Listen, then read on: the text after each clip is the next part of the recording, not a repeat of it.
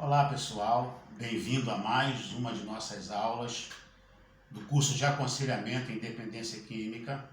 Sou Carlos Alberto Silva Ferreira, sou psicólogo e o nosso assunto de hoje é a ansiedade. A gente mostrou para vocês no texto que existe duas classificações quando se fala de ansiedade. Uma ansiedade que os autores costumam chamar de ansiedade fisiológica e uma outra ansiedade que os autores costumam chamar de ansiedade patológica. A ansiedade fisiológica, vamos usar essa nomenclatura, é a ansiedade normal, me permita o uso dessa palavra normal. Mas por normal, estamos aqui falando da maioria das pessoas. Uma das palavras normalidade, uma dessas palavras é a ideia estatística, a ideia de números. Então a maioria das pessoas sentem ansiedade, eu sinto, você sente. Nós até fizemos uma pergunta aí no texto. Como é que você administra a sua ansiedade? Sempre que nos chega uma notícia difícil, sempre que somos assolados por um problema, por uma dificuldade, é natural sentir ansiedade. A ansiedade é a nossa capacidade de antever um problema, antever uma dificuldade e ela muitas vezes é sinônima de medo. Mas o medo mesmo é uma reação natural diante de um perigo real e próximo. Toda vez que a gente encara um perigo, se a gente tem consciência do perigo, é natural, é saudável, é esperado de um ser humano uma resposta fisiológica, ou seja, o seu coração bate mais depressa, a sua pressão arterial, a sua pressão sanguínea sobe, a sudorese, o fígado libera as suas reservas de açúcar na corrente sanguínea, a respiração ela fica mais curta e ofegante. Essas respostas elas são involuntárias e elas são promovidas pelo sistema nervoso autônomo, pela sua subdivisão chamada simpática. Então, qualquer um de nós, quando se depara com um perigo, se depara com um problema, o corpo se altera. E a gente tem consciência dessa alteração. A isso nós chamamos de medo. Atualmente também chamamos de ansiedade.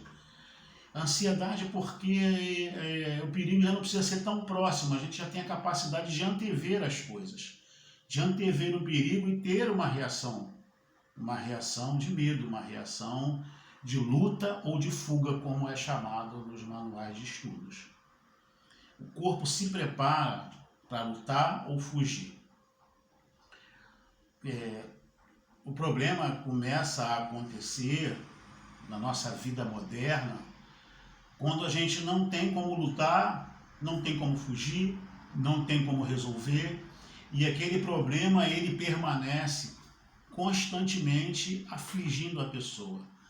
A pessoa não escapa daquela sensação de perigo, daquela sensação de ameaça. O coração fica constantemente acelerado, a respiração constantemente ofegante, a pressão arterial constantemente elevada, a adrenalina sendo constantemente liberada na corrente sanguínea e depois da adrenalina o cortisol. E esse permanente estado de alteração leva o organismo ao estresse. Nem sempre o estresse é por causa da ansiedade. A pessoa pode ter ansiedade porque está com raiva. A pessoa ficou com raiva, ficou aborrecida, ficou chateada, ficou inquieta, ela está numa situação de desconforto e o corpo então entra no estado do módulo de emergência. Uma das primeiras pessoas a estudar isso chamou de síndrome geral de adaptação, que significa que o corpo se prepara para se adaptar a uma situação emergencial, uma situação difícil, uma situação problema. O corpo enfrenta aquilo, o problema passa. Deveria ser assim. Atualmente, parece que a gente vive com um problema nos acompanhando, as dificuldades, e quando essa dificuldade não é interna, ela é por conta das nossas fantasias, dos nossos conteúdos internos, mantendo o corpo constantemente pressionado. A ansiedade patológica, então, seria isso, quando aquilo se torna permanente. Entre as ansiedades patológicas, nós temos o transtorno de ansiedade generalizada, ou TAG, ou seja, quando a pessoa está constantemente ansiosa por mais de 6 meses.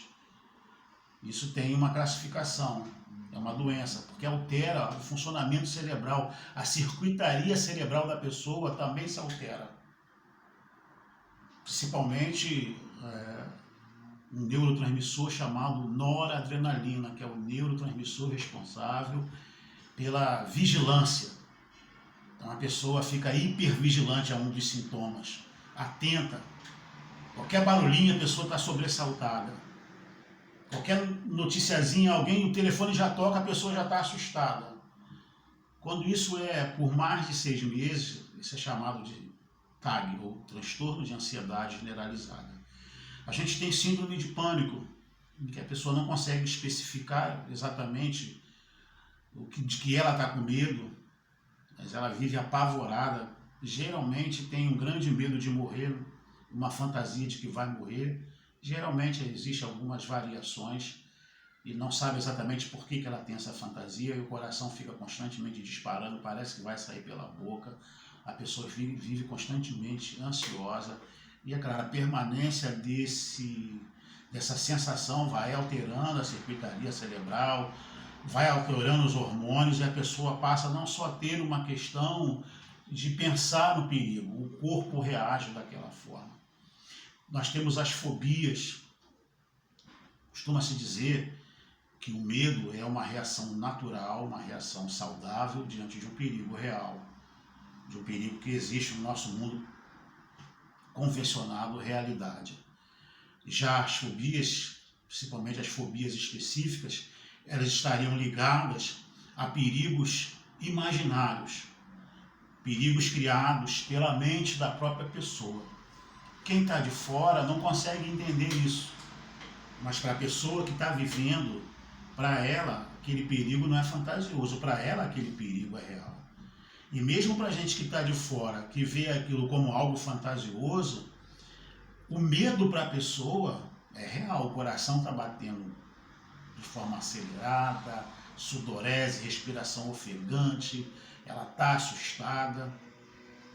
Se para a gente um quarto escuro não oferece nenhum perigo para uma pessoa que tem medo do escuro, o escuro se transforma num monstro. Existem as fobias sociais, que é a dificuldade de contato com as pessoas, a dificuldade de relacionamento, a dificuldade de estar com gente. Há um medo das pessoas, um medo inespecífico, um medo fantasiado. Há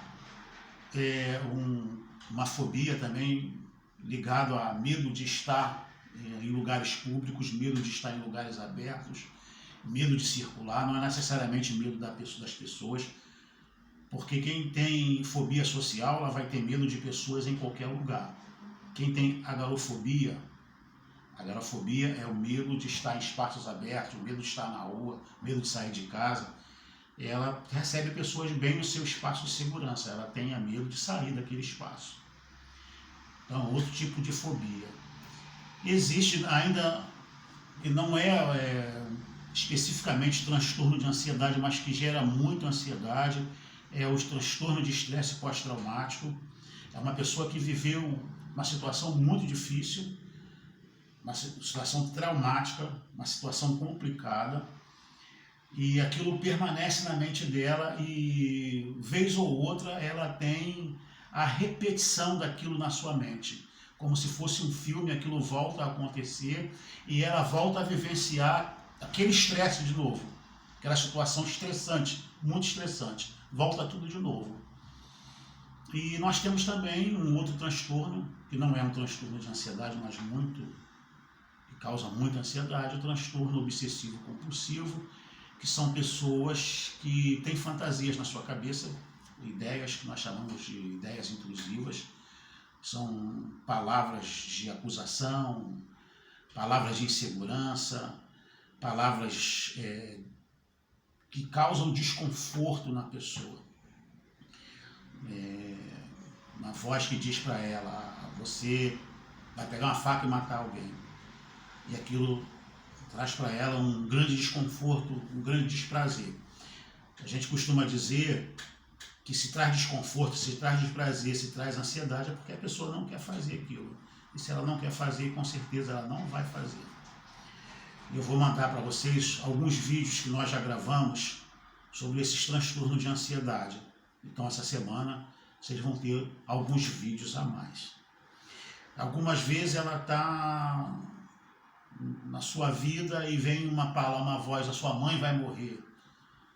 E ela sabe que aquilo não tem muito sentido, mas ela se sente ansiosa. Então, o primeiro aspecto do transtorno obsessivo-compulsivo são as obsessões, que são ideias, são pensamentos que invadem a mente da pessoa.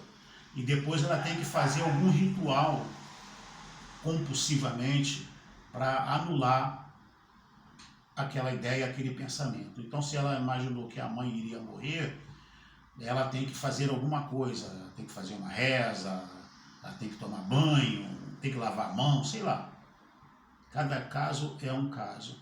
Se ela imagina que pode cortar alguém com uma faca, ela não consegue ter faca em casa, ela esconde todas as facas, ela não pode ver nenhum objeto pontiagudo, que ela fica em angústia, ela fica aflita, ela tem que esconder aquilo, ela tem que dar fim àquilo. Esse comportamento compulsivo é para dar conta do pensamento obsessivo. Então, a obsessão é na ordem dos pensamentos, a compulsão é da ordem do comportamento. Bom, a gente deu aqui uma introdução rapidamente sobre esses transtornos. E onde entra aí a substância? A substância ela pode ser antes do aparecimento do transtorno, porque a pessoa poderia já trazer uma predisposição genética para apresentar esses transtornos, e quando ela começa a usar a substância, desencadeia os transtornos que estavam quietos. Ou ela não tinha nenhuma predisposição genética, mas fazendo o uso da substância, ela adquire. A substância altera o seu funcionamento cerebral, altera a sua circuitaria cerebral, altera o funcionamento hormonal e acaba desencadeando também esses transtornos. E o que mais nos interessa é que a pessoa que de alguma forma já tem esses transtornos, independente de substância, quando ela encontra algumas substâncias, ela encontra o alívio. Os mais comuns como colocamos no texto, o mais comum não é que sejam só esses, mas esses são os mais comuns. São a busca do álcool e a busca da maconha. O álcool a gente já sabe, é um relaxante antigo. A gente já viu esse filme, já viu em novela, já viu na vida real. A pessoa tomar um negocinho para dar uma relaxada. Às vezes chega estressado do trabalho, acontece isso muito em filme, né? Chega estressado do trabalho e aí toma um negócio para relaxar. As pessoas saem, né, uma relação amorosa, se encontram, vai para um hotel, chega lá, toma uma cervejinha, toma um vinho, para quê? Para relaxar, quebrar o gelo, deixar as pessoas mais soltas. O álcool ele libera uma substância chamada ácido aminobutírico. A gente conhece como GABA. Tem falado para vocês, tem usado o termo GABA. O termo completo é ácido gama-aminobutírico, ou mais simplesmente o GABA. A função do GABA é justamente essa: relaxar. Relaxar, dar um freio na atividade motora. Então a pessoa se solta um pouco mais, se relaxa um pouco mais, fica um pouco mais tranquila, um pouco mais leve, um pouco mais lenta. Primeiro momento até um pouco mais eufórica por conta dessa inibição do GABA e por conta também da retenção do glutamato, que é um outro neurotransmissor responsável pela atividade, responsável pela resposta motora. E isso vai afetar também o córtex pré-frontal, que é a capacidade nossa de tomar decisões, de fazer escolha. O córtex pré-frontal, que é o nosso gerente, ele fica meio que adormecido. E é claro, ao encontrar o álcool, a pessoa encontra um relaxamento para essa angústia, para essa ansiedade. Ela tem alguns momentos ali de serenidade, de tranquilidade. É claro que esse relaxamento dura pouco, porque o efeito do álcool passa, e se a pessoa continuar a fazer uso do álcool para poder amenizar a sua ansiedade, e aqui diga-se de passagem, tanto faz que tipo de ansiedade nós estamos falando, se é a ansiedade fisiológica, aquela ansiedade normal, que a gente tem frequentemente, ou se é uma ansiedade patológica, aquela que nos acompanha permanentemente. É claro que uma pessoa que tem patologia, ela é muito mais vulnerável, não quer dizer que o outro não seja vulnerável, mas o que carrega uma patologia é muito mais vulnerável do que aquele que tem ansiedade esporádica. Mas mesmo aquele que tem ansiedade esporádica, ele pode aprender a aliviar sua ansiedade através de substâncias. É claro, aquele velho mecanismo da substância. Com o tempo ela deixa de fazer efeito, porque o organismo ele cria tolerância, então eu preciso aumentar a quantidade.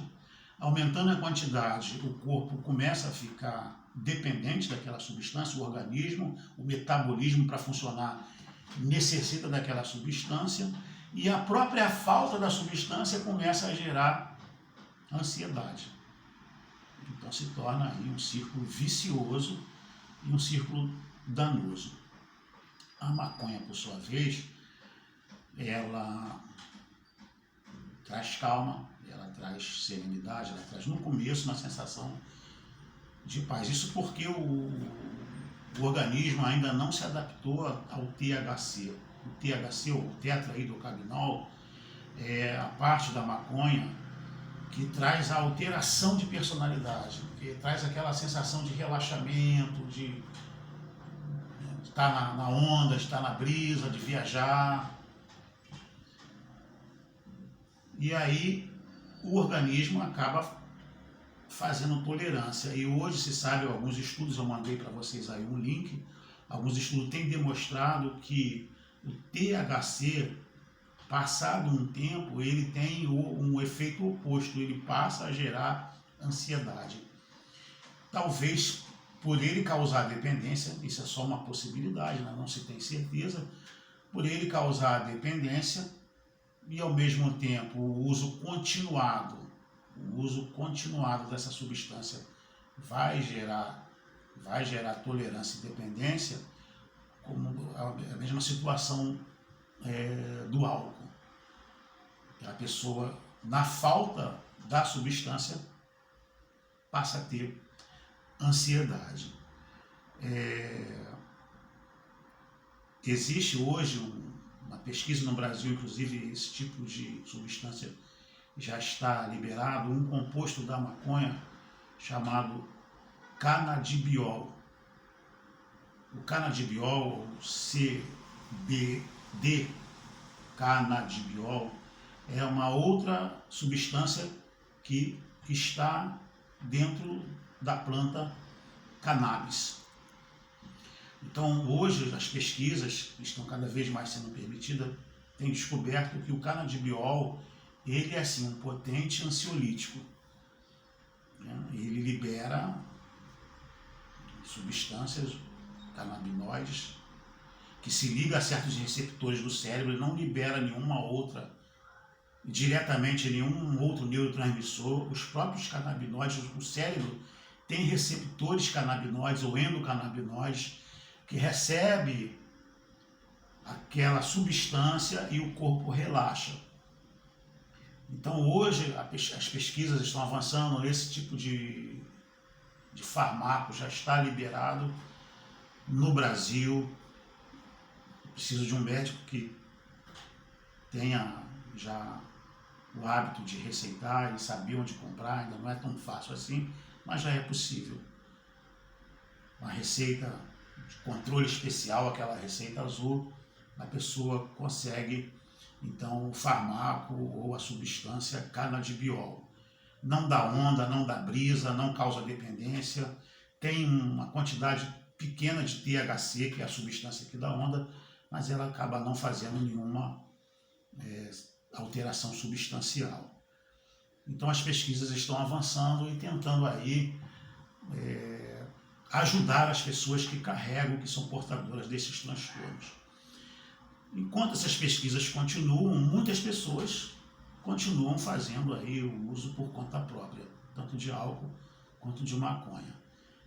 E por conta até de outros transtornos que a gente tem estudado e vai continuar estudando com vocês, por conta de outras insanidades, por falta de apoio, de estrutura, de orientação, elas continuam a usar. Por falta de coragem, talvez, de fazer um processo de abstinência, enfim, são múltiplos fatores.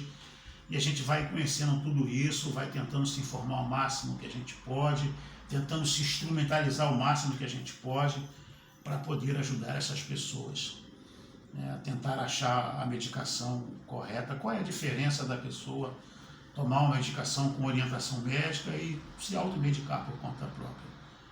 Em primeiro lugar, é a questão da dosagem. A diferença entre veneno e remédio é a dosagem. Segundo lugar, que a pessoa quando faz por conta própria, e até as medicações, se você for na farmácia, você não pode sair tomando tudo quanto é remédio de qualquer jeito. Esses remédios interagem uns com os outros e pode fazer mais mal do que bem. Então, o profissional de saúde, o profissional de medicina, ele vai dar nas doses adequadas, ele vai acompanhar. Se não estiver fazendo efeito, vai aumentar. Se estiver trazendo efeitos adversos, ele vai diminuir, ele vai acrescentar outros. Então, ele vai tentando achar um equilíbrio de maneira que a pessoa possa viver bem. Eu sei que isso é difícil. Às vezes, né, ser acompanhado por um profissional, médico, um psiquiatra, um neurologista, e pagar ou encontrar no serviço público, eu sei que tudo isso há uma série de complicações. E às vezes a pessoa acha mais fácil ir na barraca tomar uma cachaça ou fazer um papelote de maconha e fumar. E é claro, na nossa experiência, não somos o dono da verdade, não estamos dizendo que essa é a nossa última palavra e que sempre é assim com todo mundo. Mas na nossa experiência acontece muito, a pessoa começa com maconha. Eu sei que o que eu vou falar aqui é altamente criticável, é altamente polêmico, quando muitos dizem assim, a maconha é a porta de entrada para outras drogas. Mas às vezes a pessoa começa com a maconha, só que ela faz tolerância. A maconha já passa, muita gente acontece isso, já passa a não fazer aqueles efeitos. A maconha hoje está se estudando, está se liberando em muitos países, provavelmente aqui no Brasil vai chegar um momento que vai ser liberado. Ela tem lá os seus benefícios, assim como o álcool. Para quem sabe beber com moderação, né? O álcool sempre foi usado pela humanidade. Só que a gente tem hoje 10% da população mundial, aqui no Brasil, às vezes até 11% de pessoas que são alcoolistas, pessoas que não podem tomar o primeiro gole porque um é pouco. E aí elas têm que tomar uma caixa, 2 caixas, aí a cerveja já não basta, ela tem que tomar algo mais concentrado. Álcool não é o problema, mas nós temos indivíduos que são portadores de problema e de dificuldade. Eu não estou dizendo que a maconha deva ser proibida ou deva ser liberada, estou dizendo que isso é algo que a gente tem que estudar, tem que pensar, tem que analisar, pensar nessas pessoas vulneráveis. Então, algumas dessas pessoas, elas começam a usar a maconha e a maconha, então chega uma hora que ela não fala, a maconha por si só, não estou falando do canabidiol, não estou falando do farmaco, eu estou falando da maconha queimada. Enrola a maconha e fuma. Um tempo ela faz efeito, chega um tempo que ela já não faz mais efeito. Não estou falando que isso acontece com todo mundo, mas acontece com muita gente. Chega um tempo que não basta, ele precisa de algo mais potente para aliviar a angústia da alma dele. O problema não é a substância, é a pessoa que é vulnerável, a pessoa que é portador de uma angústia, a pessoa que é portador de um sofrimento, a pessoa que é portador de uma dificuldade de lidar com frustração, a pessoa que não consegue se perdoar, a pessoa que é traumatizada, a pessoa que tem problema no seu cérebro, que tem uma comorbidade, que tem depressão. Essas pessoas. E é claro, talvez proibir não seja a melhor solução. Também não sei se a melhor solução é simplesmente liberar. Mas a gente se aprofundar no estudo, num lugar difícil, num país subdesenvolvido, mas a gente está aí tentando melhorar, tentando crescer, tentando aumentar o número de pessoas mais informadas possíveis e, acima de tudo, né, se nós, como diz o AA e o NA, contarmos com um poder superior que quer nos ajudar, que pode nos devolver a sanidade, melhor ainda. Não tenho nenhuma preocupação, embora profissional de psicologia, de falar de um poder superior, Porque hoje a psiquiatria no Brasil e a psiquiatria no mundo todo admite que a espiritualidade é importantíssima para o tratamento, que as pessoas que cultivam uma vida espiritual são pessoas que tendem a ser mais saudáveis. É claro que isso também é discutível, existem religiões que adoecem, religiões que fazem mal, religiões tóxicas, e nós não estamos falando de religião, estamos falando de espiritualidade. E cada um tem a sua forma de crer, a sua forma de se envolver com algo que nos transcende e que com certeza quer nos ajudar, não só aquelas pessoas que portam transtorno, mas nós que estamos aqui tentando ajudar de alguma forma. Tá bom? Eu vou mandar essa semana alguns vídeos a mais para vocês. É uma semana que vai ser recheada de mais vídeos, mas assiste devagar, assiste com calma, e qualquer coisa me pergunta no grupo ou me pergunta no particular. Eu esperava mais perguntas depois do texto, tivemos poucas perguntas. Uma pessoa me perguntou qual a diferença aí do medo para a ansiedade. Eu espero ter respondido, mas independente do que eu falei agora, vai outros vídeos a mais aí para acrescentar, para ajudar nesse entendimento. Até a próxima e bons estudos.